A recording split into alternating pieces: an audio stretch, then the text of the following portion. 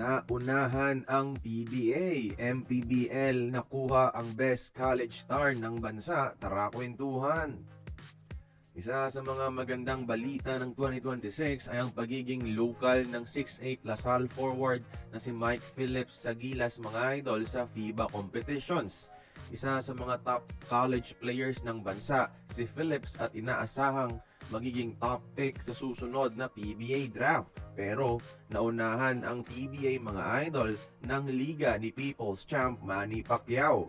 Pipirma itong si Phillips ng isang malaking kontrata sa MPBL team na San Juan Knights as reported by Spin.ph. At ayon sa notorious PBA insider Snow Badwa, tumataginting na 1 milyon kada buwan ang isasahod kay Phillips mga idol.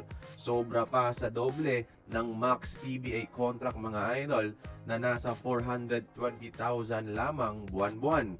Kaya di na talaga nakakapagtaka kung bakit mas pinili ni Phillips na dito magsimula ng kanyang pro career sa MPBL.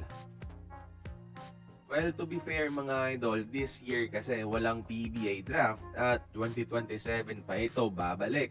Pero ang nakakabahala pa rin sa PBA dahil sa ganda ng offer ng San Juan kay Motor Mike ay baka magtagal pa ito sa MPBL kaysa magpa-draft sa PBA sa susunod na taon. Best example dyan si Dave Ildefonso mga idol.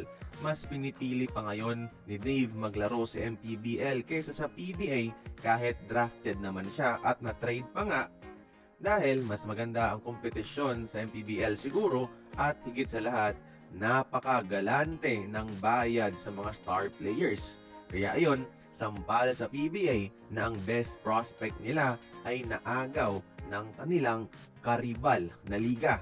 Baka nga after MPBL, mag-o-offer din si Mike Phillips abroad, malay natin.